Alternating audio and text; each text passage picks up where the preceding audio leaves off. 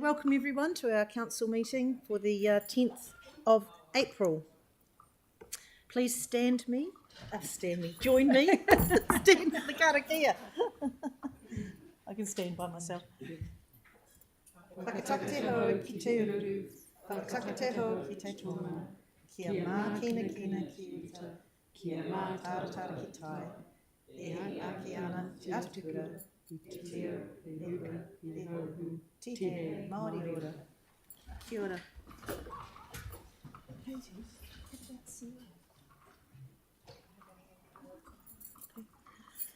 Okay, so this morning we have an apology from the Mayor, who's attending one of the student graduation events from the university, and one from Councillor Harrison Hunt. And I haven't heard from Councillor... Oh, Melanie, you'll move? Can I just know, I've got to go to the Hoteliers Association at midday, so I'll be out for an hour or two, if we're still A here. partial absence, Yeah. if we're still going. Thanks. And you'll second. Oh, sorry, Mark had his hand up first. So moved Melanie, seconded Mark. Has anyone heard from Councillor Templeton? I think she's on a course. Okay. So I'll put those apologies. All those in favour say aye. Aye. Against, that's carried. So we've received no declarations of interest currently, but please stay vigilant and mention it if you have one. So that moves us to item 3, public participation in our public forum. So first of all, I'd like to welcome Kim Morton and Henny Reid from Otatahi Creative Spaces. And you're going to speak to us about arts and mental health and the impact on communities. So welcome. Good morning. Thank you. We're a creative community of people with mental distress that uses the power of creativity to change lives. So could you just push the microphone button. I think that happened last time as well. Yes, so you're publicly streamed. Right. Kia ora. We're a creative community of people with mental distress that uses the power of creativity to change lives. As you all know, arts, culture, creativity and ngā toi is essential to community well-being and cohesion. Art not only changes lives, it saves lives. There's a global movement of arts and health that's getting a lot of traction because artists have a unique role in addressing tricky health and social problems that conventional methods fail to address. The Toi Ototahi art strategy has driven real gains for community well-being, with Hauora one of the 4 pou. Our work fits squarely within that strategy. We're Christchurch proud and have nearly 10 years track record. Based at the Phillipstown Hub, we support people from all over Christchurch with priority given to people in Phillipstown, Linwood and Woolston. We make art in shared studios, work on collaborative projects, have exhibitions, promote artwork in our online shop and gallery, and have art adventures in the community. We go the extra mile. We have close links to mental health services to make sure that the people with the greatest needs have access. And the difference we make? People are happier and healthier and have hope for the future. They feel valued and a sense of belonging. People are more resilient. People gain skills for study and work and earn income from their artwork. As a result, people need less clinical mental health treatment. Our relationship with the Christchurch City Council is something that we really treasure. Today we want to update you about that work with a focus on our partnership with the Council. How by joining forces we've made an even bigger difference through an artist residency, visits to Christchurch Art Gallery and an exciting collaboration with Tūranga. Firstly, thank you so much for the investment we receive through the Strengthening Communities Fund, but it's about a lot more than the money. The Council's arts advisors have got our back, and this has led to awesome opportunities for our artists. They organised an artist in residence, potter Emma Turner, which led to a burst of creativity with clay. Emma is now a regular in our studios, sharing her love of pottery. We regularly take groups to Christchurch Art Gallery, where we're warmly welcomed, and seeing Te Rā, the 200-year-old sail, which is pictured here, was mind-blowing for our artists. If you had the chance to visit Tūranga over the summer, you would have come across Sanctuary, a rangatahi takeover that was not at all your normal exhibition. It spanned the South Base Gallery, pillars, lifts, windows, with creative activations throughout the library. We set up a cosy lounge in the gallery space and even created tufted rugs at the library, with help from Delana Ruggs. It was a collaboration between Christchurch City Libraries and 46 rangatahi artists, funded by Creative New Zealand and fueled by the passion of the library staff and curator Audrey Baldwin. A collaboration with a whole lot of heart. Our artists were made to feel so at home at Tūranga. For some, it was their first time visiting. Now, when they visit Oahatanga to use all the fabulous equipment up there, the staff know their names. The library team went above and beyond, committed to bringing our artists' aspirations and ideas to life, while also elevating their voices. This included arranging a podcast. Te Kore Mako Whānau Group had the opportunity to learn about the tukutuku panels from the Māori Services team, which inspired their own designs. The designs were then digitised and laser cut to create these incredible window artworks. One artist said, "It was cool to see my work translated from hand drawing to digital, then printed and installed. I can't believe I did that. It was awesome and really cemented how I feel about myself as an artist." Another artist said, "Being part of something so meaningful, so public, and something of such large scale connected me not only to my art, the other artists, but also my local community and my city." Thank you very much for having us. Oh, awesome. That was so good. Thank you. Thank you for sharing what you do, and it's really inspiring. Awesome. Thank you.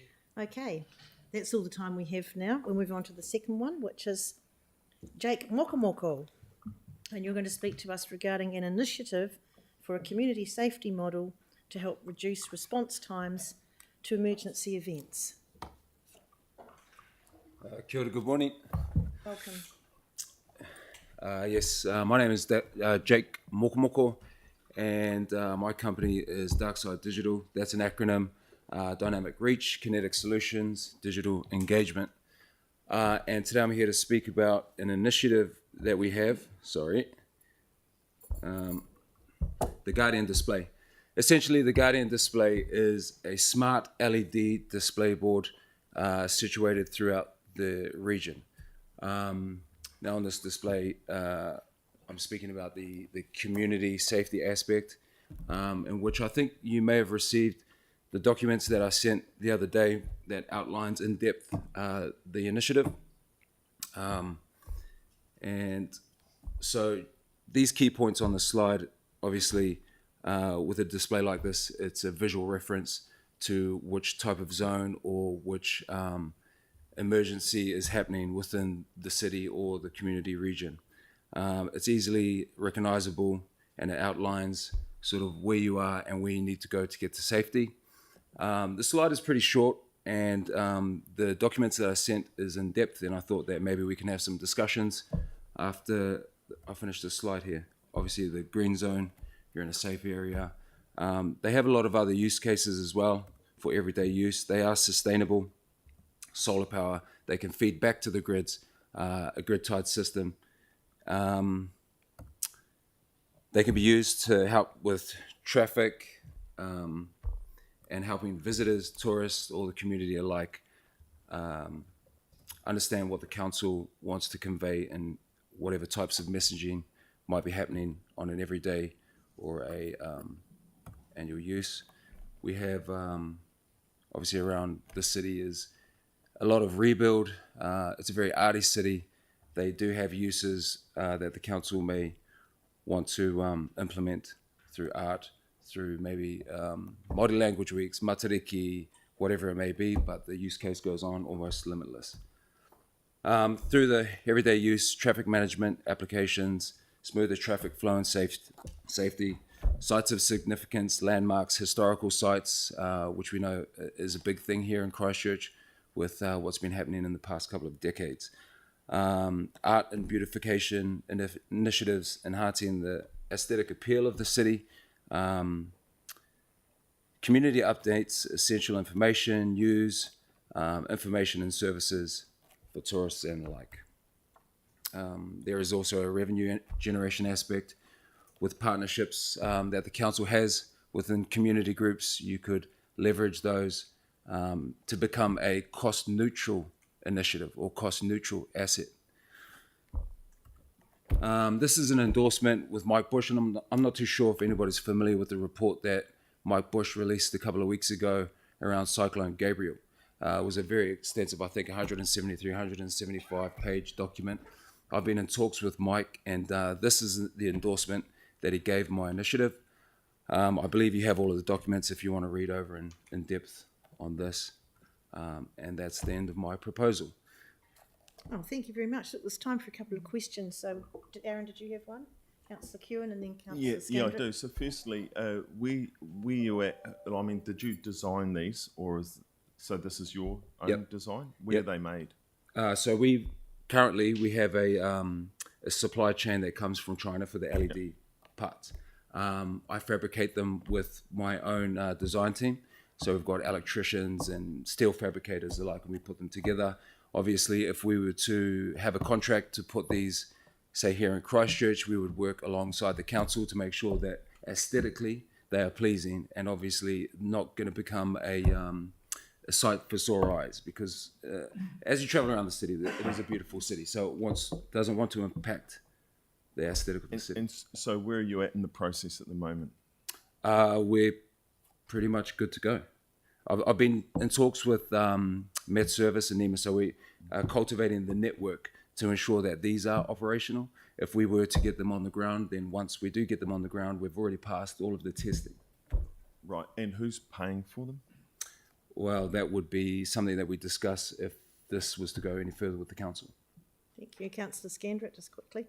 Yeah, I mean, I'm presuming that would there be almost cost neutral if there was advertising on those. Yep. I'm just thinking with regards to emergency messaging, you could program them to have an automatic override if there was something like a tsunami or earthquake or something of that nature, that the emergency information could override any commercial, and that would be in the contracts to start with. No, absolutely, and that's the primary cause of this initiative, is for the community safety. But I'm trying to outline that there is no limitation with other aspects that we might be able to visit. Yep. For it to be more of a promising initiative for the council to be interested in. The two things that have you talked to any of our smart cities connection in the council? Not yet. This is the first time I've reached Oh, out. cool. Okay. Yeah. So if we could kind Oh, of check just that thinking up. that's the- And the that's second what one we'll is do. to also connect in with our emergency services. So what we'll do is Brendan thank you for coming Wilder or in, whatever. and Mary's Just- taken a note, and Cool. staff Okay. from probably one or two of those sectors will make contact with you and have a chat. Yeah, I'd love that. yeah. I think in the coming weeks I'm talking with Camilla Bellich from the Labour Party in Parliament at some point. So there is I guess, some interest. Well, good on you for showing the initiative and getting something together. Looks exciting, and as Tim says, we do have a Smart Cities program which does have some signage as well, so hooking in with them would be good. So Mary will pick that up. Thank you. To get in with the bus stop people, because we currently do this with the ads on the bus Shelters. stops as well. Yes, look, we'll follow up. We'll identify the appropriate people to make contact. Thank you. Thank you, Jay. Appreciate your time. Thank you very much. Excellent. Well, just noting we do have Councillor Moore on Zoom, and we did have an apology for Councillor McClellan for lateness. He's on his way. Right, so that's the end of the public forum. Now we move on to deputations by appointment, and welcome Anne Dingwell, please. And you want to talk to us on behalf of the Civic Trust regarding item 6, which is the easement over the council reserve. Good morning, Anne. Marina. No, the microphone's on. Good morning, Deputy Mayor and councillors. I speak on behalf of the Christchurch Civic Trust as convener of the Trust's Hagley Park and Open Spaces Subcommittee. Today, council approval is being sought for an easement in South Hagley Park for utility services. This would allow the proposed installation of a fibre cable to the Multicultural Recreation and Community Centre in South Hagley Park, the former netball centre, entrance from Hagley Avenue. The staff report supports the proposed drill shot methodology, and photographs attached depict the proposed route of the subsurface fibre cable. Our trust accepts the necessity for providing telecommunications fibre to service the centre. However, we are expressing our concerns regarding the process to achieve this, in particular the cable route within South Hagley Park, seemingly proposed without evidence of approval by the Council City Arborist Urban Forest Manager. From the photographs supplied, it appears that the proposed subsurface cable route runs very close to the trunks and therefore through the substantial roots of some mature trees, creating the potential for significant long-term damage to their welfare, not to mention to their stability. Our trust suggests an alternative route which would have the cable cross Hagley Avenue to emerge on the right-hand side of the driveway to the centre building. The cable route could then follow the curve of the driveway along its edge with minimal disturbance to infrastructure or trees. Hagley Park's historic heritage has been recognised by the Environment Court under the RMA. Furthermore, the District Plan Schedule of Significant Historic Heritage lists the park as Group 1 highly significant. In relation to the provision of utility services in Hagley Park, we draw the Council's attention to Policy 31.3 in the Statutory Hagley Park Management Plan. This is attached to the staff report and states under the heading, the utility services, underground utility services shall be carefully cited, having regard to existing features including trees, waterways and paved surfaces. Has the Council City Arborist Urban Forest Manager been consulted regarding the proposed cable route in South Hagley Park? If not, our Trust contends that before Council work on this project proceeds further, he needs to be made aware of this project and his advice sought as to the appropriate cable route, having regard to the protection of tree roots. With the assurance of arborist approval and arborist oversight during the carrying out of the project, a win-win outcome can be achieved, both for the centre building and for the long-term welfare of the adjacent heritage trees. Please give us that assurance. Thank you. Are there any questions for Anne? I think thank you for raising that. We will pose that question when the item comes up. Thank you very much. Thank you. Okay, that takes us now to item 5, which is the Shirley Marsh and New Brighton North Parade intersection safety improvement. Now this is a Community Board Part A report, and there's only a little bit of that we have to approve, which is the cycleway on the north side of Shirley Road. So welcome, Gemma.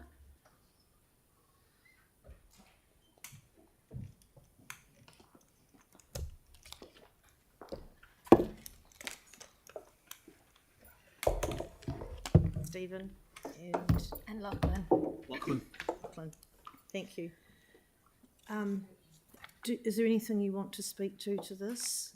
We have had, since the report came to the community board, there has been staff-to-staff engagement with Environment Canterbury regarding those concerns with the bus lane. Do you want to speak to that?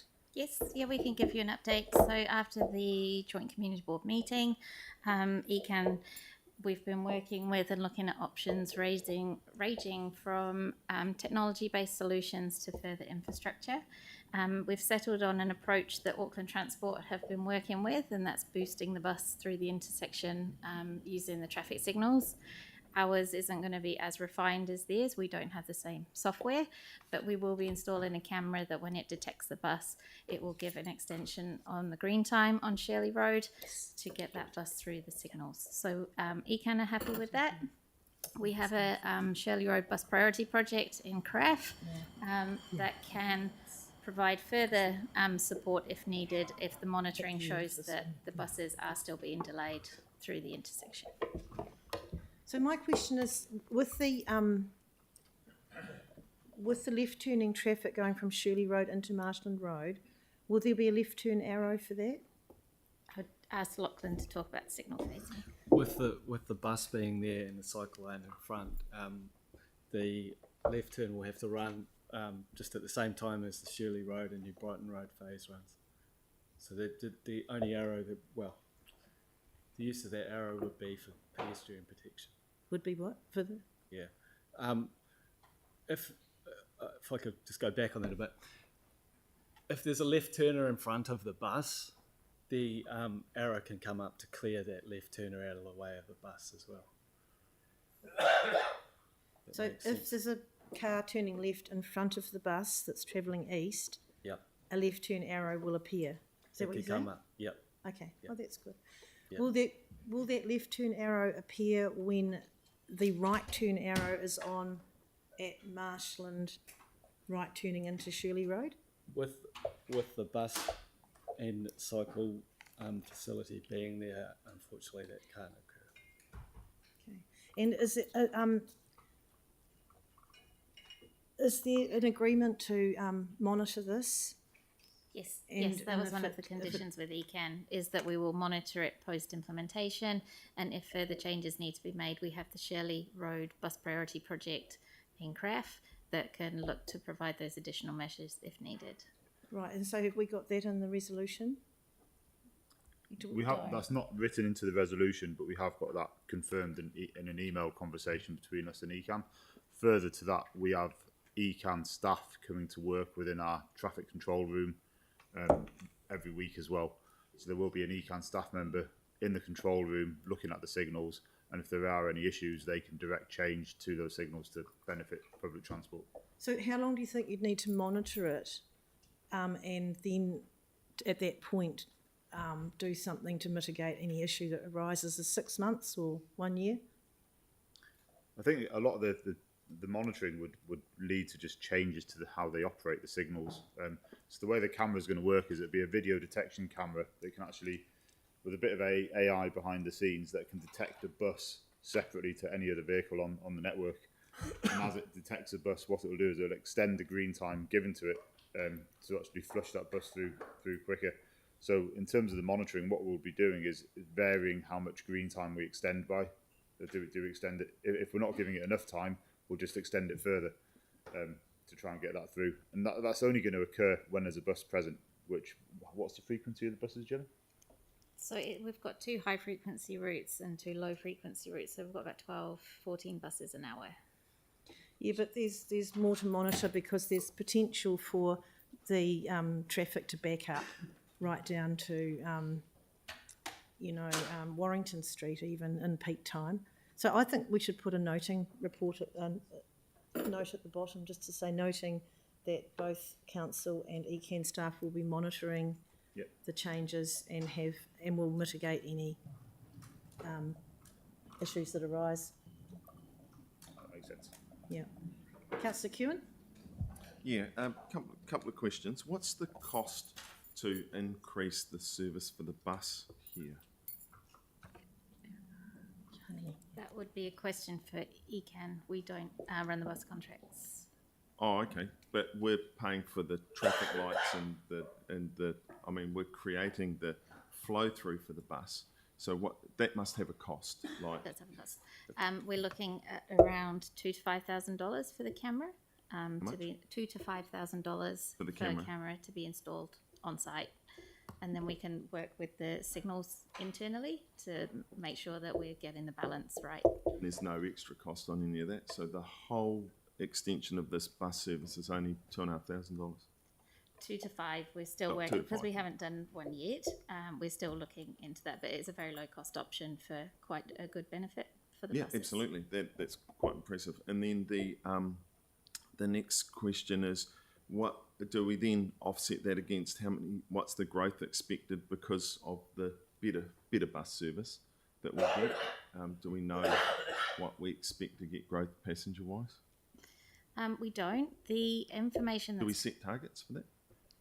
I'm not sure. Like spend Well, 5,000. Councillor Kewen, I'm not get sure that's 100 relevant more. to the design work on the intersection at the Should moment. be relevant to every decision we make, but Well, I think we've got a crystal ball there as well. Through the chair, with this project, ECAN's concern was that we don't make PT transport any worse through this intersection through our proposals. So the camera we're putting in is there to mitigate the impacts of removing that left turn lane. Right. So we're not making it, by doing this, we're not making it any worse. We're implementing a safety improvement scheme, but maintaining the level of public transport priority through the intersection. that makes sense. Which brings me to my other question: that ECAN oppose the platforms that we're putting in because that lowers the service to their customers, but we're putting those in. Our latest correspondence from Econ is that they no longer object to the proposal, and I think they said they wouldn't seek, well, they're not here today, they said they wouldn't seek to make a deputation on this matter, so they're happy with it. So they no longer oppose speed platforms? This proposal in this location. Haven't you redesigned them so that they've got a softer exit on the platforms?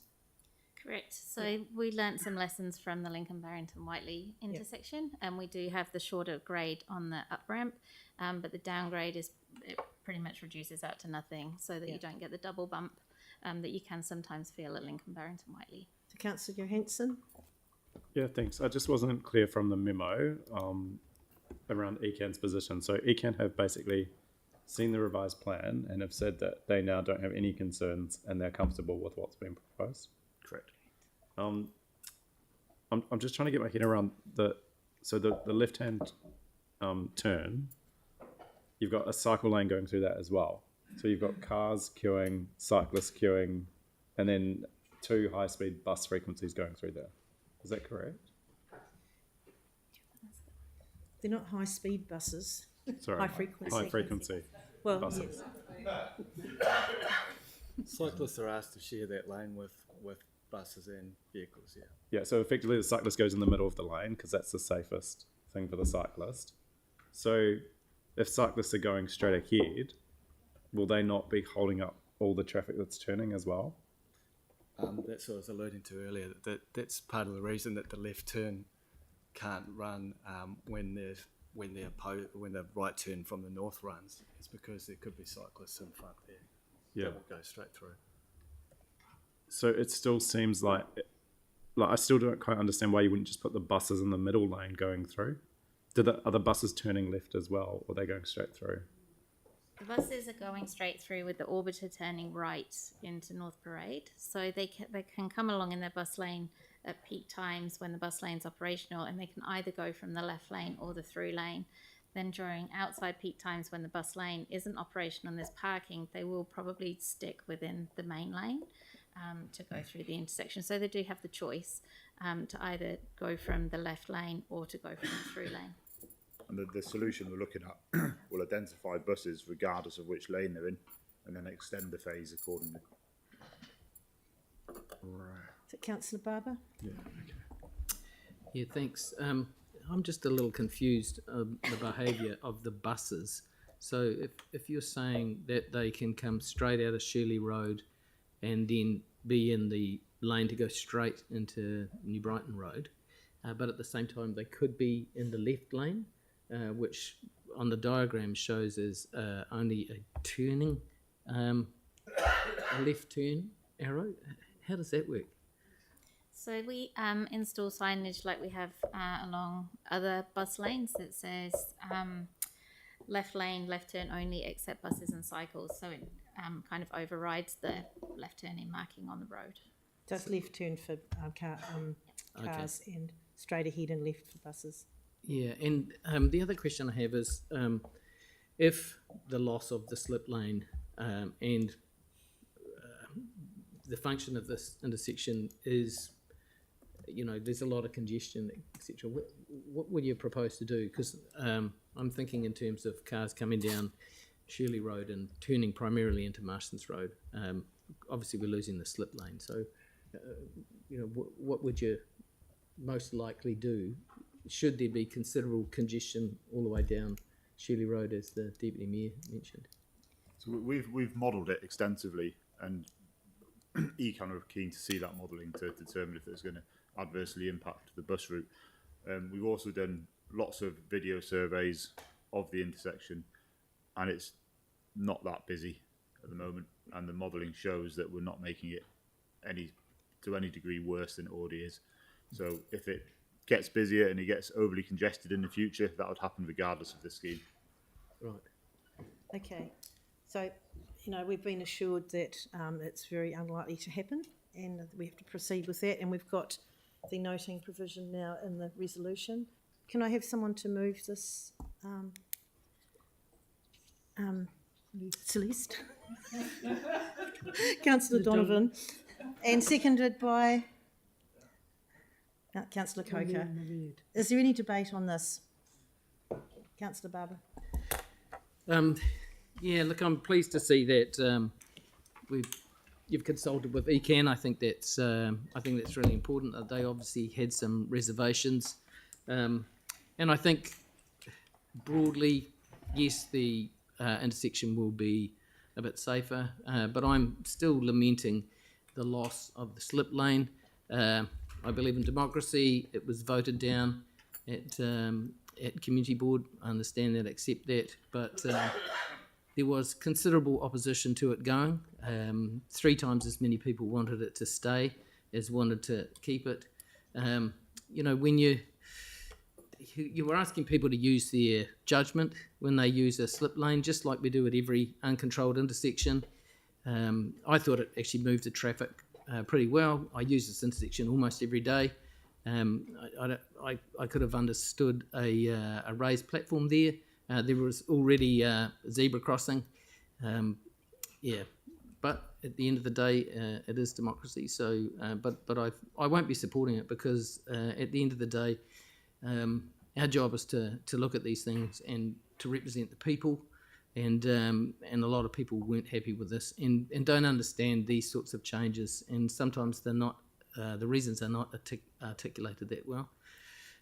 So yeah, I won't be supporting it. Thank you. Councillor Henstock. Thank you, Deputy Mayor. I'm with Councillor Barber on this. I was also at the Joint Community Board meeting where we considered it extensively, and I'm aware of the public's thoughts and views in relation to this. I appreciate that we can't review aspects of the design today, but I think it's really important to note the concerns raised by Councillor Barber and myself in relation to our approach to intersection safety. And we've seen it several times where the assertion is that we're concentrating too heavily on attempting to eliminate the risks entirely, and we're doing so at the expense of the efficiency of our citywide transport network, and in doing so we're creating unnecessary congestion and delays.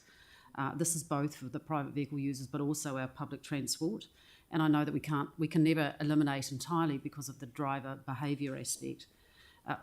But my view is that it doesn't actually have to be that way, and I think that there are well-proven ways of mitigating the risks whilst we're still supporting the efficiency of our overall transport network. So, to my mind, like Kelly, I don't think we got the design right, and the issue for me is the removal of that slip lane. I appreciate that there are safety issues with pedestrians, but I've seen the slip lane work efficiently and effectively, improving safety at a number of other intersections across the city. Thank you. Thank you. Councillor Johansson. Yeah, I mean, I share the concerns. I just can't quite fathom having the high frequency buses go through this intersection with cyclists in front of them, with cars that are turning left. It seems to me that this will actually slow down the public transport, and I just am very concerned about the safety of the design. The other, I mean, I'm sure people that have been through have seen just the fast foods in this area, how busy they are as well. And so when you look at things like queuing space and people coming in and out of that, I just think this design is a recipe for disaster. So yeah, I don't think it will achieve the benefits that we think it will in terms of making it safer. I think there'll be some elements that will, but some of it actually, the design just to me feels wrong. We do need to kind of think, I think, a lot more about those bus priority lanes through here. I don't think the solution that's been proposed will be one that will make much of a difference to the increased congestion that this will lead to.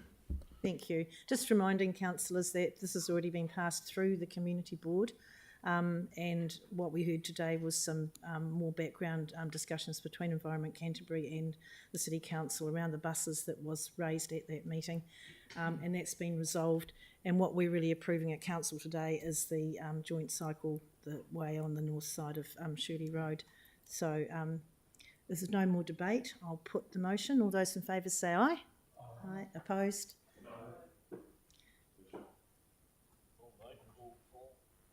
Division called.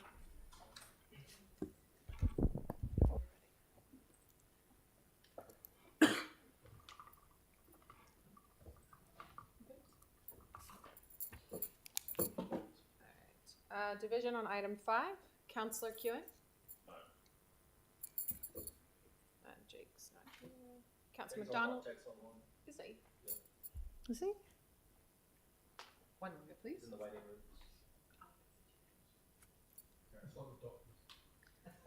Can we just remind councillors to please let the Secretariat know if you're zooming in?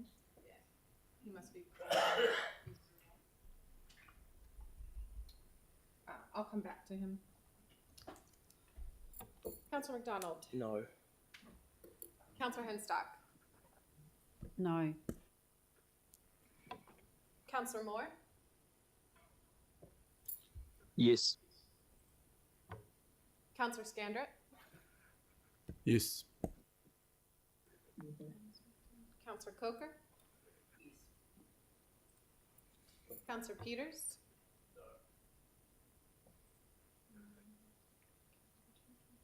Councillor Barber. Deputy Mayor. Yes. Councillor Fields. Councillor Johansson. Councillor Donovan. Councillor Goff. No. And Councillor McClellan, are you here? Yes. Can you hear me? Yeah. It's a yes from me. A yes vote?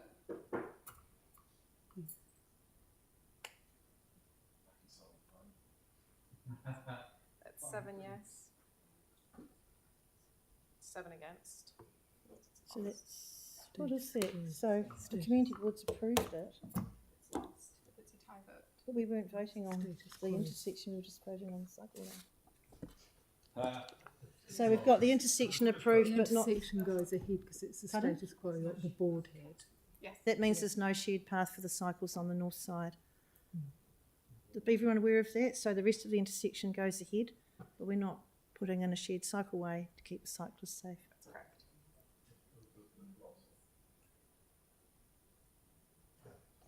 That's a perverse outcome in my view, but thank you. All right. Now look, we have a couple of supplementary reports. Item 12 on the council submission on fast track approvals bill, and then the appointments to New Zealand Agricultural Show Investment Trust. Can I have a mover to receive those two reports? Councillor Scandrett, and seconded by Councillor McDonald. All those in favour say aye. Aye. Opposed? That's carried unanimously. That's great. So item 6, please. The grant an easement for utilities over a council reserve. Can we have staff here come to the table to talk to us, please? And you were here for Anne's deputation, weren't you, this morning? This is Colin. He's Yep. Colin Windleborn in my team. He wrote the report. We'll take the report as read and we'll just address the deputation and ensure the council that the city arborist is involved in this project and has been talking with the fibre installer, and those issues that and concerns that were raised will be addressed. So, does the arborist have any concerns about the tree roots at this stage? No, no concerns at all. As you drill under a metre depth of the trees, there's no impact to the trees, so it's permitted activity. Okay, all right. Thank you. Are there any other questions? Councillor Scandrett, then Councillor Kewen. Yep. I've got, as long as the arborists totally get it. I'm just wondering why they're not drilling along the driveway. Would that be easier or not? It just takes everyone's concerns out. I mean, it doesn't seem like there's a particular reason why they're leaving the exit, if you like, from the cable on the east side of the road. But there's no explanation of particularly why there. So you don't have to. It's drilling underneath, so I can't answer that. Sorry. No, it's just okay. Thank you. I mean, there could be infrastructure under there, or. But there's I think that's that's a question for the fibre installer, and we're reliant on them picking the best route possible. Yep, cool. Councillor Kewen. Yeah, when they are doing the drilling, how big is that core that's going through? Is it 100 mil or is it smaller or bigger? Sorry again. It's a reasonably small cable, and the depth is so deep that it has little impact or no impact at all on the trees. I think it says it's a 7mm cord or cable, so I don't know what the size of the. So we've got a mover. It's not significant. And a seconder and Councillor Peters. Is there any debate on this? All right, I'll move it. All those in favour say aye. Aye. Opposed? That's carried. Thank you. Thank you. And that takes us to item 7, the Sydenham Yard development. And we've got an additional. Councillor Scandrett's moving that and seconded by Councillor Goff. Noting that additional resolution that was asked for. Yeah. Today. So that was Councillor Scandrett moved. Yes. So you, is Bruce here? That's right. Here he is. Welcome, Bruce. Okay. Would you like to give us a brief overview on where we're at with this, please, Bruce? But that was just on a call.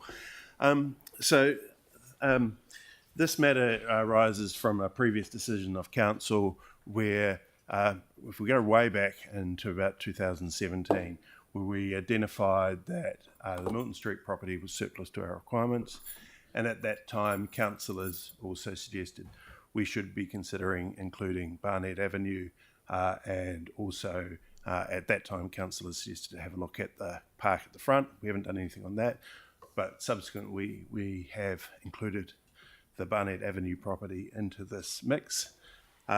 We've working with Christchurch NZ, who is leading the development of the Milton Street site, to try and find a mixed tenure housing development on the balance of land, including Barnett.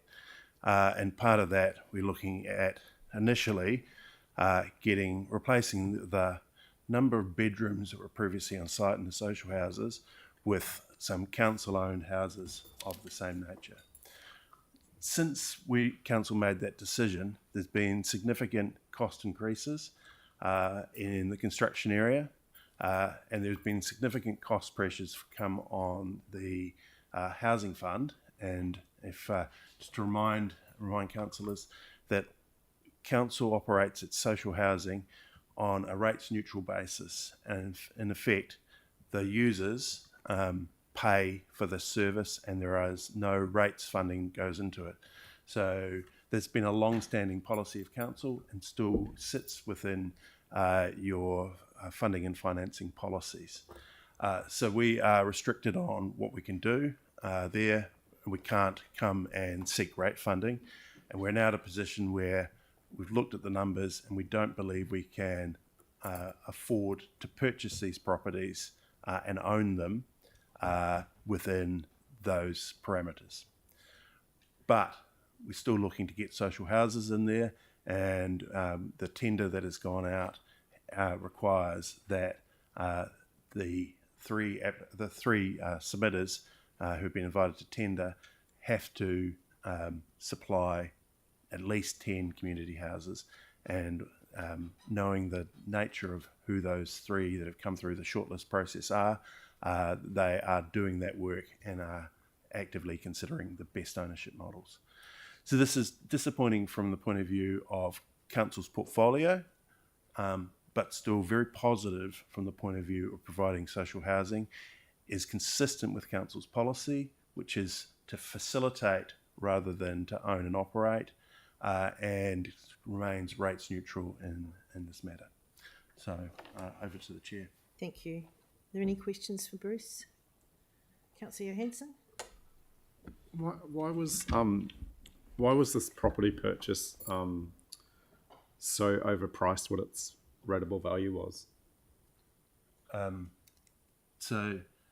think it sold for about 3 million, or maybe a little bit less, yeah. And it was only valued a lot. I mean, it was valued, I think, about $1 million. So, it's probably been a constant that I talk about. Rateable value is not market value, and is not what you would look at in these circumstances. Rateable value is a way of determining the share of the property owner to pay rates. That's all it is, and it has no connection really to market value. Well, sorry, but we've just done the revised QVs done the assessment based on property values. So I'm just wondering if they're overpaying for it or paying a lot more than what it was rated at, has led to the financial difficulty of us having the social housing here. So we haven't purchased it. So we haven't overpaid for it because we haven't purchased it. We sold the property. So we did better out of it effectively than what we should have done. Yeah, I'm really having trouble following your line of questioning, Councillor. Perhaps we take this offline so that I can better understand where you're coming from, because I'm not sure. Yeah, so if the property is valued at, say, the rateable value is $1 million. I think we probably should take that one offline, because the decision today is whether to just go with the variation here, noting that we've got an avenue there to ensure that there are 10 social housing units. So if we make this decision today, does that mean we no longer own any of the land on this site? We would no longer own any of the land in that development for the moment. Depending on how it's subdivided, council may then get roading and other land returned to it through that subdivision process at a later stage. But effectively, the decision today will be to end what was the first local government social housing site in New Zealand, and the first for the city council will effectively be to completely get out of it at this location.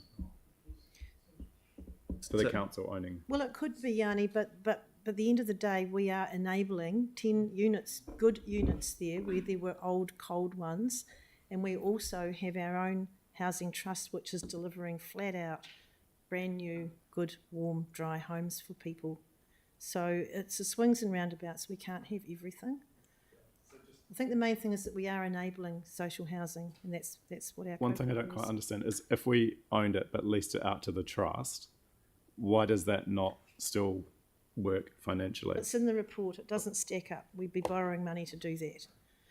So if you have any other questions for Bruce, I think they're better offline. Do you have a question, Councillor Coker? It's been seconded, moved and seconded. Are there any other questions? Okay, we'll have debate. Councillor Scandrett. Thank you. Look, I've been pushing this from the very start, and I want to thank Bruce and the team for all the work that's been happening. And if you remember those houses which were the first social houses that the council had, which is an incredibly important move way back then, but they were outdated, and they were a block between the Old Milton Street yard, which is being developed, to a fantastic park, which you would think would be a gem for any family in that kind of long stretch of land. The three shortlisted have made it very clear. It's been made very clear to them that there is going to be social housing here, along with a mixed tenure, which is exactly what we've been pushing and wanting. This is all positive.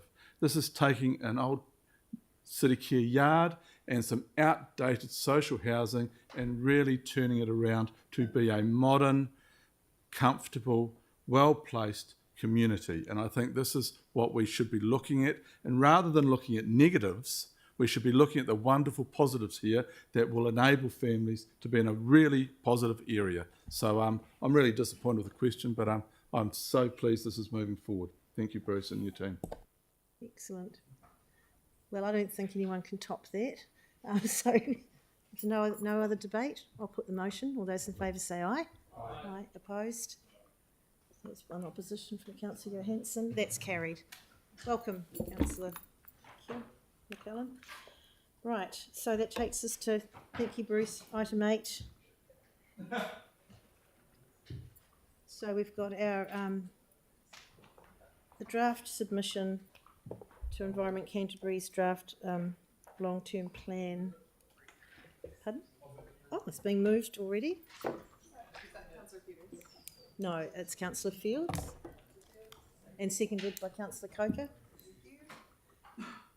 Morning. Do you want to give us a brief main pointers on this one? So and any feedback that you've had from councillors that you asked for that you fed in? Fire away. We have a submission on the draft Environment Canterbury LTP for your consideration today. Consultation Hang on a minute. on Wednesday the 13th of March and closes this Sunday. The LTP is divided across 3 work programs: environmental regulation and protection, community preparedness and response to hazards, and public transport.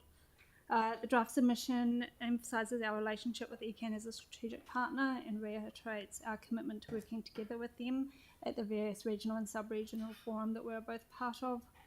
It makes comments on portfolios that reflect this council's strategic direction and our ongoing work with ECAN, and it makes recommendations and seeks clarification for some aspects of ECAN's work programme. We regularly submit on ECAN LTPs, and in line with past submissions, the draft has not made comment on the topic of rates, but notes that our councils are facing similar challenges as we plan and budget for the next 10 years. Community boards were invited to provide feedback on the plan. 2 boards provided written feedback which staff have taken into account. The draft submission was circulated to councillors on Thursday the 28th of March with feedback due Wednesday 3 April. We received feedback from the Deputy Mayor which has been amended paragraph 26 of the report, of the submission, and then once approved, submission will be signed by the Mayor and submitted before close of play this Friday. Right, are there any questions? Yes, Councillor McDonald. And apologies, I probably should have got this in earlier. I just wondered if we could draw reference to cost of living and, I mean, the proposal of being 25% rate increase. We've done that in the past. We've had reference to, obviously, we have acknowledged their financial pressures, but certainly the sentiment I'm getting out in the community is it's a I don't think it's our place to comment on another council. Isn't that the point of a submission? That's what I thought. But no, it's not about budget. Well, can I put an amendment in to include We've generally tried to, as Alan has highlighted, tried to stay clear of being explicit around the level of rate rise. In the consultation document that ECAN have put out, they've been quite upfront with that. I think it's even in the foreword calling out the level of rate rise that they've had. Obviously, if council wishes to talk to that, and then you can, but we generally don't talk to the rate rise. No, and nor would we expect them to come in here and talk to us. I'm going to ask Mary for a comment on that. Have been advised, and I have gone back and checked in previous times, it is sort of standard and practice here that we don't actually comment on things such as rate rise. We do, just as we wouldn't want ECAN to come into us in a public forum and identify issues, but to actually discuss issues together and try and resolve them behind the scenes. This will be the same thing here. We will try to resolve things rather than fire bullets in the public arena at another agency. Okay, thank you. So it's been moved into, Councillor Johansson. Oh yeah, I just had 2 questions. One was under point 26, and I know further on our agenda today we do have some information in terms of CWMS, but it says that we encourage investment to improve monitoring and reporting on water quality targets set by the CWMS. I wonder if we could just change that to actually say meet the targets as well, because they're not meeting the targets. So the monitoring and reporting is important, actually meeting the targets is equally important. So just a small change there. And then the other question I had was in regards to public transport, and I'm not sure if the proposal is part of the LTP or a different process, but my understanding is that ECAN have made a decision they will no longer charge, let people pay cash on the buses, which will have a real big impact on some of our poorest, most vulnerable people. So I wonder if we should also be making, with all the good stuff that we're putting in about public transport and what they do, should be raising the concern of how they charge, impacting on people that can least afford it. Quite a specific comment, I guess, in terms of the latter one, the public transport. I support Yani's position on that around the cash. I think it's detrimental to the service to take it away. It would be good if we can include it. I mean, we can certainly put something in there if that's the will of the council, but it's quite a specific comment. I would And we don't know the detail behind the rationale. It might be a cost saving to stop taking cash. Has it been discussed with the regional public passenger transport group that we have, or whoever? So can I just clarify, David, is it in their proposal, is it in their draft, or is this just a question outside of their LTP draft? Yeah, I don't think it's actually, is it in there? No. Okay, No, so we're so- making a so- submission on their draft LTP. Right. Yeah. If that's another issue, we could write to them about that, but we Yes. wouldn't put in our submission in the Yeah. LTP. That might be a better way to do it. Yeah. Okay. Councillor Kewen? Yeah, I too support Sam's position around the 25%. And I think it's upon us as, because we are hearing about rates rises that we do submit. So can we put up an amendment and if No, it's I'm voted not. down? No. So legally we cannot? I think as a chair, I'm going to decline that. We have done because it in we've the had past. advice. We've had advice that it's not the right thing to do. But how come we've done it The in the public past? will, the There's public will cost of tell living them. crisis, someone said at one point. I'm going to support the chair, and I think it's something we should discuss around the table with ourselves and how we go forward with this. Okay, so, right, and then the other one is around some of the recent publicity over ECAN missing targets that we mentioned because the public transport charge to people in my ward is doubling. So I would expect to see a doubling of numbers of people on the buses. And so there should be a target in there, and we should mention that because it's a lot of money to spend without having a fixed target. I'm just getting some advice about We're your still in suggested. We're not in debate, are we? We're still in questions. No, still in questions. No, okay. So I have to allow your amendment if you want to put it. I was quite happy to let it go from here when I'm cheering. So we can get some wording. No, we'd need to see Well, I what just- the amendment is and if it gets I seconded. decided to do that because of, I attempted to do that because the advice I'd had from the Chief Executive on a relationship between our two organisations, which we have spent years building because it was broken when we came in 2013. It's now very good. And I don't want to threaten that relationship by making comment on things that we perhaps shouldn't be doing. So, however, we can't stop. That putting sounds the like your amendment. debate, Madam Chair, against the amendment. Yeah, but and the reason I raise it here is during our LTP, people have been commenting So to do you me just want to directly put your amendment then? around that rates rise. Well, can we put the council expresses its concern at the level of proposed rates rise and urges Environment Canterbury to show financial restraint? Or something along those lines? That's where. So who's moving the amendment? Is it have we Councillor finished? McDonald? Is it Councillor Kewen? Can or I just is it- clarify, have we finished questions and then people can put up an amendment? I did have a question around can we also include a target on the growth in passenger usage so we can, because targets are a good thing, they give you something to aim for, but if they're doubling the spend on PT, they must at least double the numbers, and if they don't, then what happens? But we should draw reference that our expectation is if we're, because we're in a partnership over PT, that if you're doubling the spend, the Can we let expectation is David doubling the respond numbers. to that? Thank you.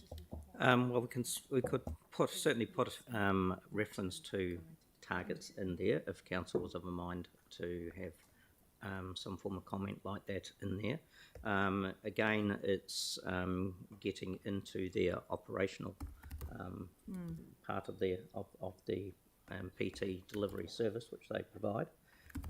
But if council's of a mind to do that, we can do that. That's not. Just as a suggestion, might we just slip it in somewhere? But Yep. maybe it's not. With making these amendments, we'll need some form of delegation or either do them right now, so that we can, because obviously this submission is due on Sunday, so we need the mayor to be able to sign this out. I thought we put that in there. I think we've got a request for delegation for the mayor and deputy to sign it off. Okay. So the amendment, though, that's been put I've just forward sent through some today words. I will don't be care once who we're moves in and seconds debate, it. we'll go into debate and then people will propose an amendment, we'll vote on the amendment and it will go in or it won't go in, depending on the outcome of the vote. So have you got the delegation reading to go? Yes, I do. Where is it? We need to be in debate first. No, this is a delegation. Oh. It should have been So on that was, I could have it in a separate document, I can get it on screen. Right, are there any more questions before we go into debate All right, we'll open up debate. Councillor Scandrett. I'll start. The public transport's a really interesting one because we have so many statistics and questions and examples. But at the bottom, at the end of the year, at the end of it all, you know, New Zealand is 2 islands at the bottom of the world. The South Island being the 14th largest island in the world, North Island being the 12th largest. Is it all the other way around? Whatever it is. But the fact of the matter is we've got 5 million people in this country. 23% of that live in the South Island. And great, if you're looking at Great Britain, it's slightly smaller than the New Zealand, but it's got 68 million people or 70 million people. You know, when we talk about public transport, we've got to really look at what we're trying to achieve, and we've got to support ECAN. And I do get sick of them giving all these examples from overseas when the population per square kilometre is so different, and the costs of getting it across the South Island, let alone the North, are so different and it's much more expensive. I would like to have some kind of dialogue with ECAN, which we haven't had, ready to sit down with them and have a good, honest discussion and include the government in the future after that, because we do have to change our minds and our mindset with public transport. But it's not about forcing people, it's about taking people along with us.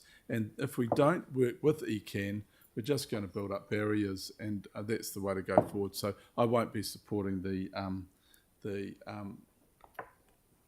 amendment. Yeah, that hasn't been moved yet. Right, is there any... got a crystal ball there. Councillor Goff. Well, just to get something up there, then I've sent some words through to Katie, but the amendment essentially says that the council expresses its concern at the level of proposed rates rises and urges Environment Canterbury to find ways to reduce it. I'm happy to move it. If there's a seconder, then it might be able to go on the... be Right, well, voted there's on. the amendment. Is there a seconder? Good, I want one to. Councillor Kewen. Okay. I think we better wait till the amendment is up so that we can all read it, because you did read it out fairly quickly. I did. I've emailed it through to Katie though. Yeah, we can. It's up there. It's up there. And that was seconded by Councillor Kewen. Yes. And Kewen seconded it. So we can now either debate the amendment and make a decision on that, and then debate the substantive, or you can debate it. I'd rather just debate one debate. One sounds So good. if there's any further debate, Do you please mind if I include... debate it then? Yep. I'm just going to say, if there's any further debate, please include the amendment and the substantive in your debate. Okay, Councillor Goff. Okay, so you've obviously got the amendment up there. Look, my view is I don't see this as firing bullets. I think it's just offering comment on the very thing that directly impacts our residents most. I think the purpose of a submissions process and an LTP is essentially how much residents are being charged and what they get for it. So the tangible financial impact is probably the most relevant thing, intrinsically connected to absolutely everything that they do. I think, you know, our job as a city council is, you know, to be mindful of our residents and to advocate for them. And in the middle of a cost of living crisis where we've had, you know, high inflation rates that have been higher than they have been in decades, I think that it is highly relevant. So I think the relationship with Environment Canterbury is really important. I want that to be constructive. I understand that it's an uncomfortable conversation to have, but sometimes we need to do that. And I think that on balance, it's worth having that uncomfortable conversation to effectively advocate on our residents' behalf. So in my mind, this is entirely appropriate when a plan is out for consultation where it's going to have a financial impact on them to comment on what that financial impact will be to our ratepayers. Hence, there's an amendment there, which I'm obviously supporting and moving, and I hope that others do too, because I think that the financial impact on our ratepayers is something that is of quite high importance. Thank you. Sorry, I've got Councillor Moore on Zoom and then Councillor Coker. Go ahead, Councillor. Thank you. Yeah, thank you. A few weeks ago, I moved an amendment to express Council's disappointment on having a number of transport projects funding cut. And I was told at the time that expressing disappointment to the Transport Minister would jeopardise our relationship with the Transport Minister. if the situation is now changed and we can make amendments like these and they don't jeopardise the relationship, then that is fine and that is good. But I'll be referring back to this if ever there is any reluctance to speak up and stand up for our council in future, letters to the minister. But I'm happy to support this. If you're convinced that it doesn't jeopardise relationship, then very good. Let's do that.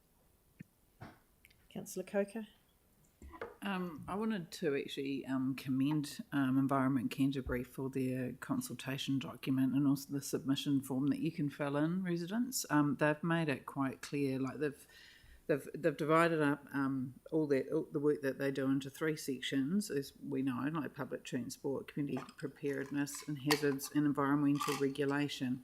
And when you fill the form in, they very clearly have 3 choices, and it's also in the document as well that you could look at, that show the actual amounts. So you can choose, do you want option 1, do you want option 2, or do you want option 3? So it'll say, so many million for option 1, which is the better version, and things like that. So it's very, very clear what people can submit on, and I think it's actually something that we could look at as council. I was discussing this with some other people at an LTP session, and we were talking about how, for our water infrastructure, for example, council could actually do something very similar, because we don't look at exactly which pipes, we just really look at the overall pot. So do we want to have, so that, I think it's actually something that we should be thinking about when we go into our next long-term plan ourselves.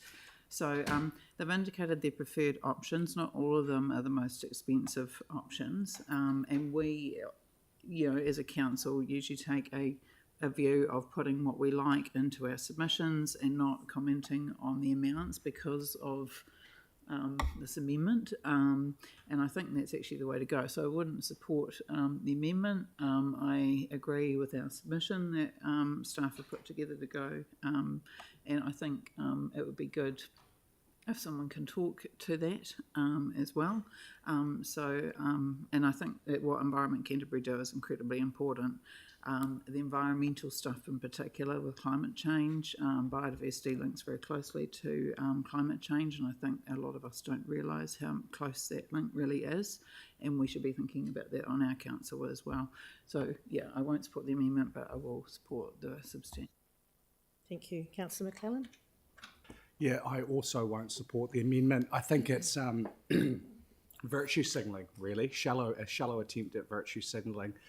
I just looked at my own rates, we're proposing to put up, we currently have a draft LTP that would put up rates by 5 times what ECAN are proposing to do. Percentages are all well and good, but on a dollar by dollar figure, we're proposing to put rates up by 5 times. So I think to go and say, look, we want to express concern at the proposed rate rise that you guys are looking at is really just shallow. So yeah, I won't support the amendment. Thank you. Councillor McDonald.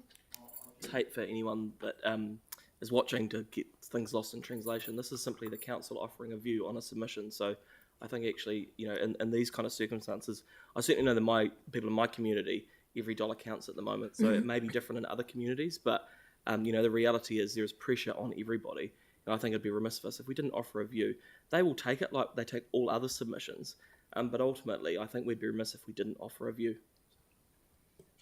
All right, so Councillor Kewen. Yeah, I too.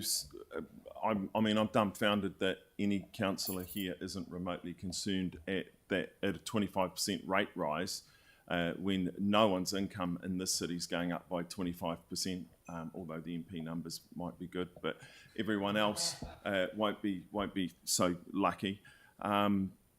If you've not been told by people in your wards during our LTP process that they're hurting, you're deaf.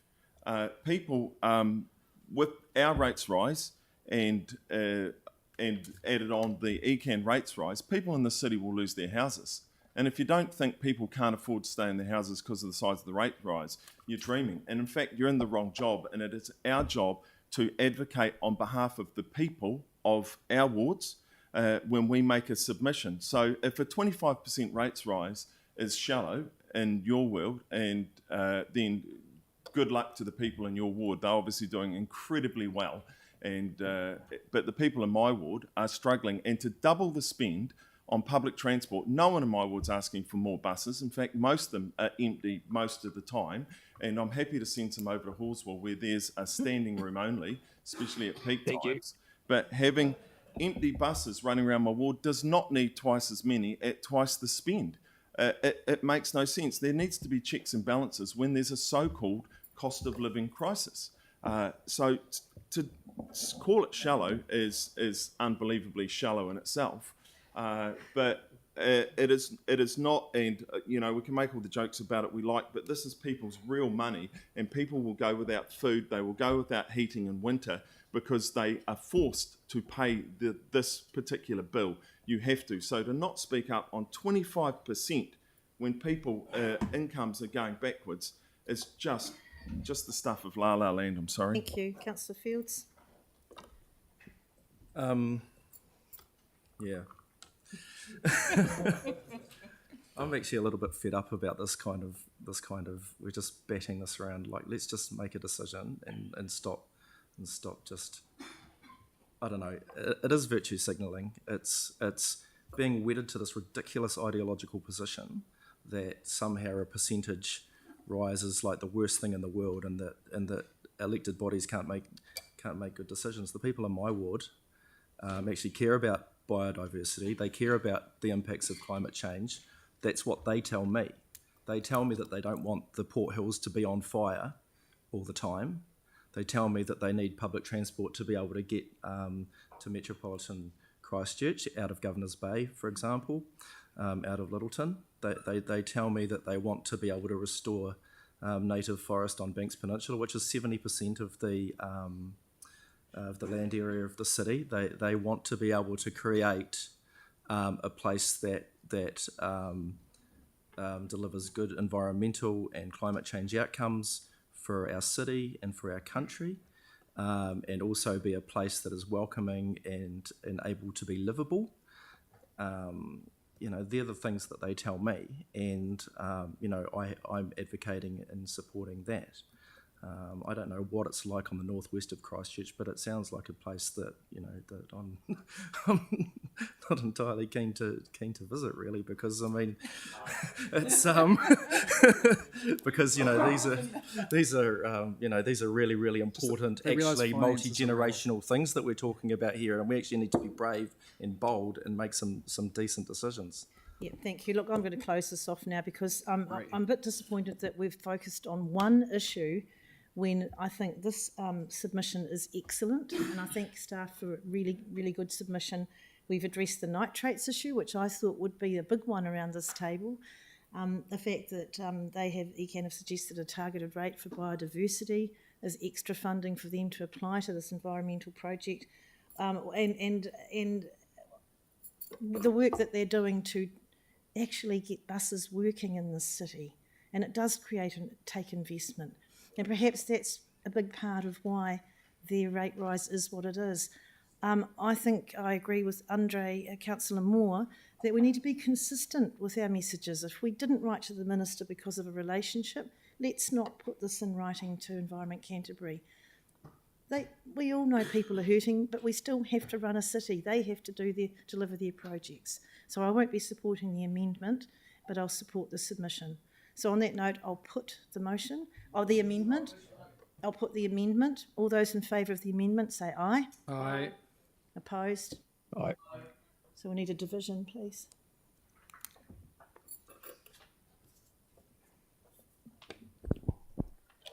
Alright, this is a division on the amendment. Councillor McClellan? No to being a hypocrite. But what about this vote? Councillor McDonald? Yes. Councillor Johansson? No. Councillor Fields? No. Councillor Moore? Yes. What? Councillor Donovan? No. Councillor Coker? No. Councillor Peters? Yes. Councillor Scandrett? No. Councillor Barber? Yes. Councillor Kewen? Yes. Councillor Goff? Yes. Councillor Hinstock, Yes. Deputy Mayor, No. So that's favourite. 7-4. Yeah. That's 7 against. All today, so it's lost. So it's lost. So I'll put the substantive. All those in favour say aye. Aye. Opposed? No. 1%, 1 opposition from councillor No, Kew. no. Record my vote against, thanks too. Against the substantive. You can't not factor the financials in my view, so. Okay, no, debate's finished. So it's 2. Councillor Goffin. Thank you very much. So that's carried. Thank you. Oh, it's a fun day today, isn't it? So, okay, item 9, and hopefully this is not complicated. This is amendment to delegations. It's been moved by Councillor MacDonald, seconded by Councillor Kewen.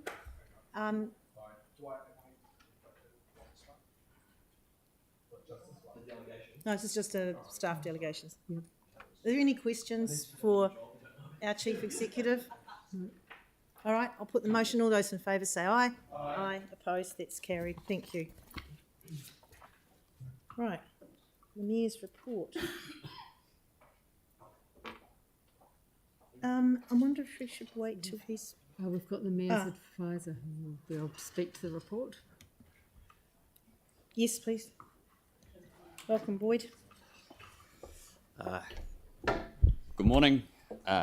The Mayor's report lays out the Local Government New Zealand Conference attendances. Further to the report published, it's to be noted that Councillors Harrison, Hunt and Templeton have both indicated an intention to attend as well. There is a 5th recommendation that the Mayor and Deputy Mayor have raised to include today to put before you. It's in relation to correspondence received around seeking a rainbow crossing in Christchurch, and the Mayor and Deputy Mayor have, as per 5 on the screen, requesting that staff provide advice on the costs, potential sites and process. That includes consulting key stakeholders within the community through our community team. Thank you. Right, we've got questions from Councillor Donovan and then Councillor Johansson. Can I just check, how will people put forward for this? Because I'm aware some of the people on the list weren't in favour of Local Government New Zealand as an entity, so I'm just confused as to why they're going to the conference. I couldn't possibly comment on that matter, Councillor. I can only comment on the fact that as a member of LGNZ, councillors of any particular previous view are able to put their names forward to be attended. So those councillors would now be supportive of the entity, I assume. So can we nominate others? So what we did is you would have received an email from Ruth asking for anyone who wanted to attend. It's just to note it so we can get it sorted early this time round for accommodation and travel. If you'd like your name put forward. Because I think it'd be helpful to have some of the councillors there that attended the conference as well to be across those issues. Thank you. Councillor Johansson, then Councillor Peters. Oh yeah, thanks. What's the cost for the LGNZ conference, and how much do we have on budget?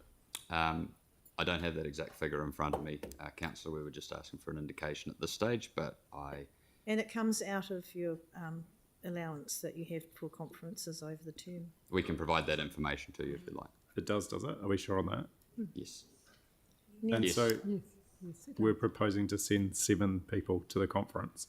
So what we've done at this stage, Councillor, is it's, as it says, it notes the intention. When it comes to the final registration, it may change. So I can't confirm the final figure at this stage. Right. But each councillor has an individual allocation for conferences and professional development if how councillors choose to propose that's there. Okay. So there's no...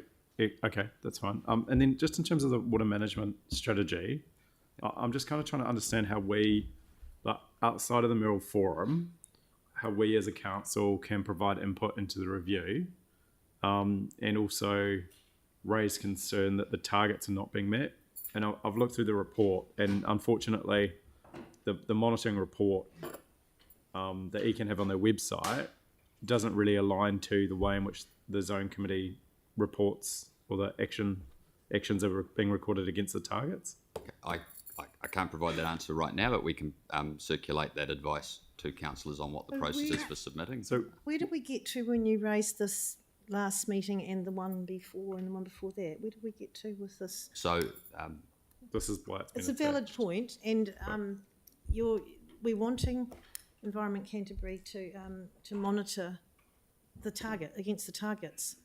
So where did we get to? Can we Madam just- Deputy Mayor, in this situation, what we've done is it was raised around the Mayor said he would provide the report that was given to the Mayoral Forum. So in this report, we've attached it for that reason. Yep. In terms of advice on the submission, I'm afraid I'm not in a position to answer that, but I'm sure we can provide that information Yeah, well, further. let's get something back. So- We'll get something back. So, So my the apologies key for that. thing is the May 2024 report that's going back to the Mayoral Forum and the November 2024 report.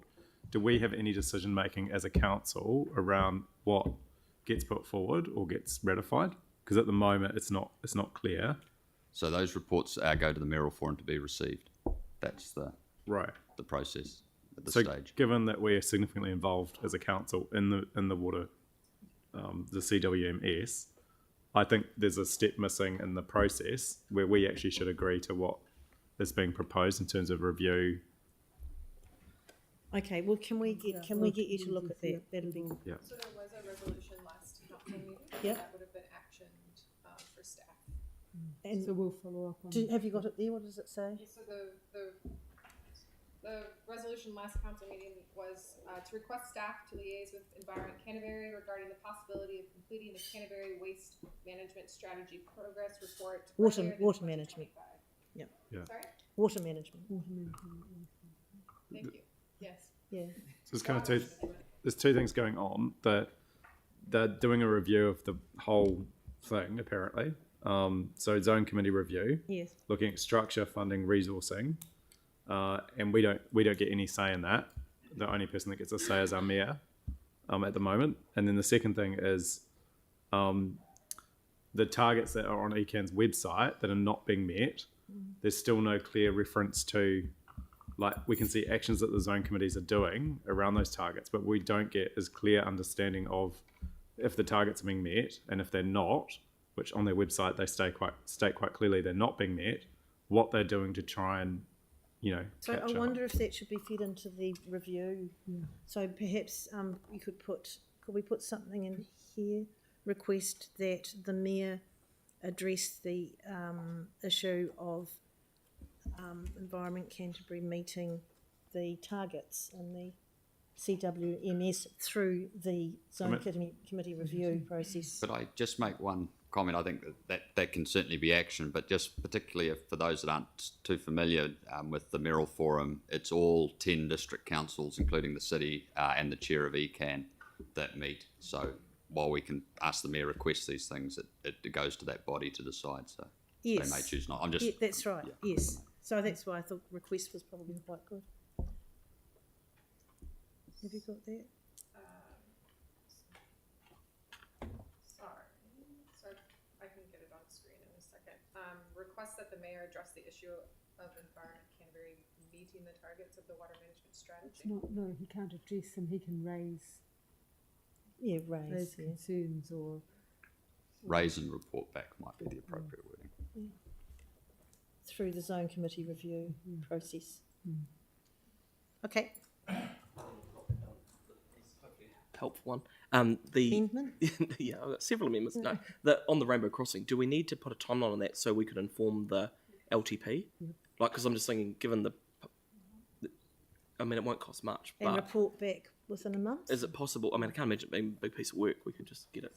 Is that all right, Mary? One We month? might as well just get it moving because it's So number 5, and report back within a month. or we could say report back in time for consideration in the LTP. Yeah. Councillor Scandrett, then Councillor Kewen. Just a question. It can't be answered now, but I'm just intrigued because we have such rules over, the traffic management and the placing of crossings. I'm just wondering, does this now change the ability to change colours of crossings? If traffic could just come back, I'm just fascinated by it. That's all. I can actually provide an answer on that. Oh, so cool. You will get that advice within the report on what possibilities there are. This has been done in other cities around the country, so it is a possibility, but the staff report will include that technical information. Just for the colourblind of us. Yeah. That is actually one of the points is around the direction of the lines. So. Councillor Kewen, thanks.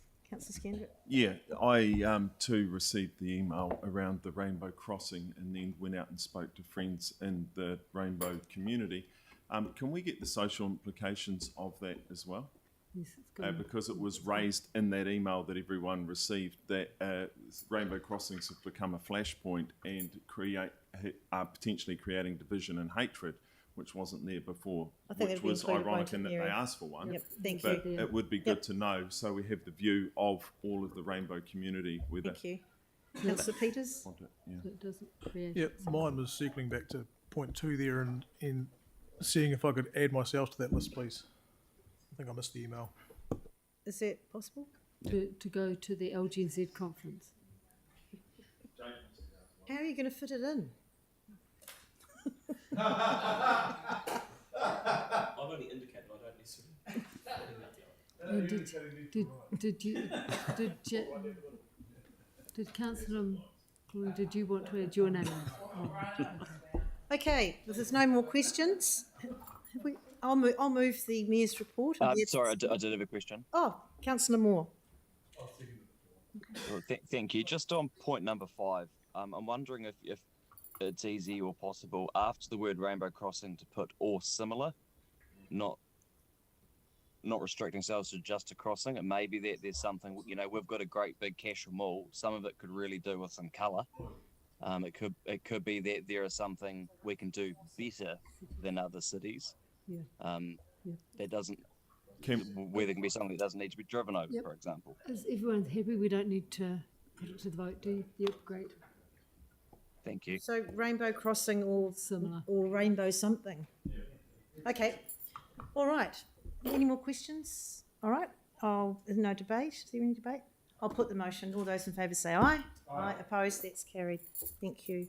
Are we stopping for morning tea? Or we've only got one to go, haven't we? Yeah. We'll soldier on, eh? Item Yeah. 12.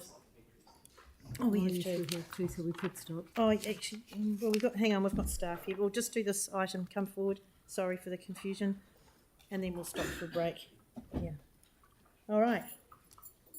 Our submission, another submission. God, we're busy, aren't we? On the fast track approvals bill. So fire away, Mark. Welcome. Thank you very much. The fast track approvals bill has been introduced to Parliament and submissions are invited on it until the 19th of April. This process and the draft submission on the bill is in respect of the contents of that bill, which is about the purpose of the bill to facilitate the delivery of projects of national and regional significance. It's about the Minister's involvement and the process that any project should go through. There is in the bill a schedule for projects to be listed, and separate from the bill, the Minister for the Environment is now inviting anyone to submit projects, and that period for that process ends the 3rd of May. So there's 2 separate processes in progress. One is the submissions on the bill. The second is a process for putting projects forward. And I'll just let Helena speak briefly about some of the changes. The draft submission has been amended following the information session that we had with Council.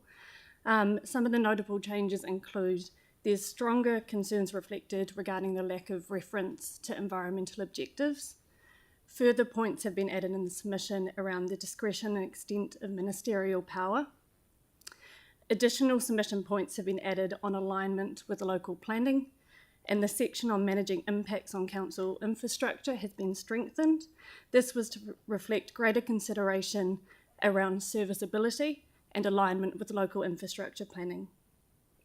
We also note that there's now a detailed appendix accompanying the submission that provides more technical submission points, but also further amendments have been made in relation to feedback that we've received.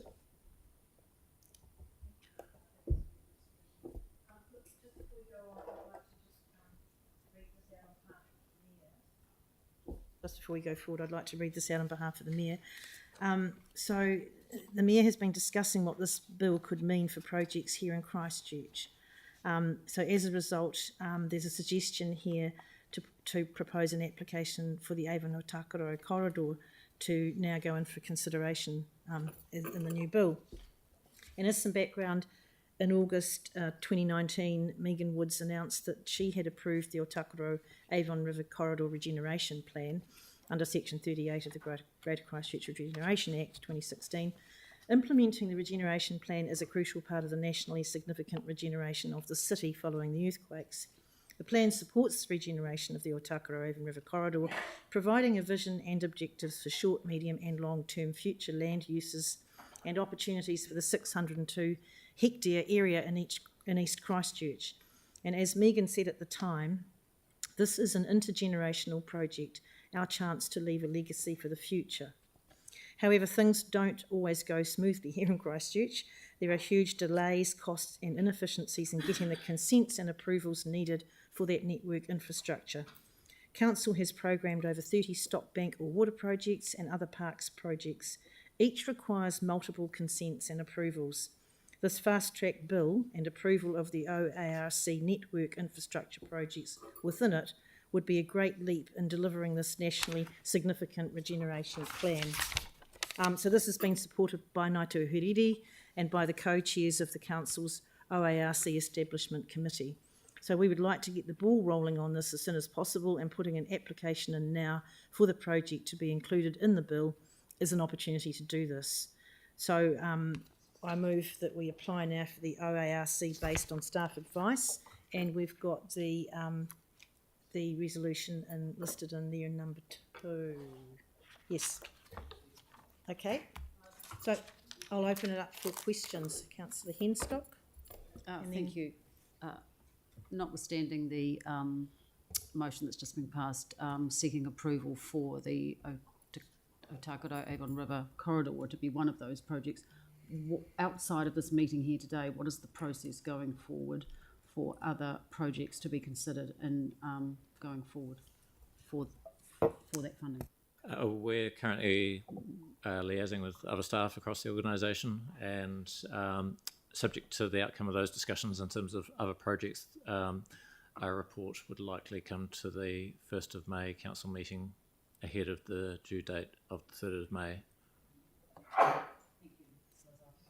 Thanks for the question. Councillor Coker, did you have one? Does number 2 in any way affect, I guess, our draft submission? Because on one hand we're sort of being quite cautious in our submission, and then on the other hand we're wanting to do this. I'm just wondering if that's at odds at all with each other, or if that's actually fine because it's a specific project. In my opinion, that's not at odds with each other. The bill, as you say, is in cautious support of the fast-track legislation. If it is going to be enacted, the council's submission seeks that there be amendments to it that better protect environmental outcomes and other outcomes for the community. Asking for those changes and asking for inclusion in the fast-track process of what this council and central government in the past has said is a nationally significant project is consistent. The objectives of the Otakaro Avon River Corridor project are very good environmental and community outcomes. Yeah, so this doesn't conflict with any of the criticisms, if you like, that we've had of the draft. Yeah. Councillor Kewen, is there someone else over there? Yeah, so just going to point 11 in our submission, because I've read this 3 times and it seems to kind of contradict itself, but persons acting under the fast track bill must do so in a manner that is consistent with obligations under treaty settlements. The bill therefore does not require the expert panel ministers to adhere to the treaty. We're concerned at the lack of recognition of the treaty. So what are we saying there? At the moment, the bill only refers to treaty settlements, right, which are obviously agreements. Yep. Unlike the Resource Management Act and other legislation that goes to the treaty. That's right. Okay, so but have we run that there number 11 past Ngāi Tahu? Because And what did they feel? They would like that, I'm picking, that it goes to the treaty settlement rather than to the treaty. Through discussions with Tront in terms of the drafting of this submission, it was their view that it should go further in terms of referencing the treaty principles or the treaty. At the time of discussions with Tront, they didn't specify or have agreement around whether it was the treaty or the principles, which is why the wording is the way it is in the draft submission. Right, but are they not in a better position if it says treaty settlements? That's a question for Ngā Tahu in terms of what they consider having greater benefit, but we consider reference to the tutility principles or the treaty itself as fundamental and is a part of other legislation that Council acts under, and this should, and the government acts under, and this should be the same. Right. Thank you. Okay. And Councillor Donovan? I'm sort of unclear around number 2, because in our submission we're talking about the risk between efficient delivery and insufficient kind of attention to some of the detail around the environmental issues. Is there a risk that we're pushing for fast tracking will have some unintended consequences in terms of the due diligence that we're giving to those areas as we're going through the consenting process? I thought that was the downside of fast tracking. So if we're putting projects forward for that, are we? Yeah. In this case, that downside is mitigated because we're in control of what's put in front of the minister. So it's us who it's the council that prepares the application. So the council puts the information that's the council thinks is necessary for the ministers to make a good decision. Yeah. Are there any other potential downsides? You're saying that so that one's mitigated. Are there any other things that we should be aware of in regards to putting this forward? One overarching, depending on your point of view, you might call it a downside, is that the ultimate decision maker is the ministers. And that's the case for all projects under the fast track. So the ultimate decision makers aren't an independent hearings panel, they are the ministers.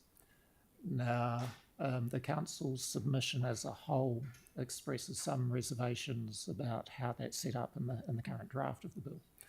And the current submission seeks further constraint or rigour, if you like, around the way the ministers are required to make their decisions after they get independent recommendations from an independent panel. So that is a risk, but I don't think the risk is, in this case, significant. Thank you. Okay. So if there are no other questions, has it been moved and seconded? Yes, by yourself and Councillor Barber. And we've got the addition there from the Mayor. So if there any debate on this, or else I'll put the motion. All those in favour say aye. Aye. Opposed? That's carried. Thank you very much for that work. Right, so that takes us to the end of the public agenda. Could I have a mover to go into the PX for the one report? Councillor McDonald, seconded by, I'll let the Mayor second that. All those in favour say aye. Aye. Opposed? That's carried. And we'll just now have a break.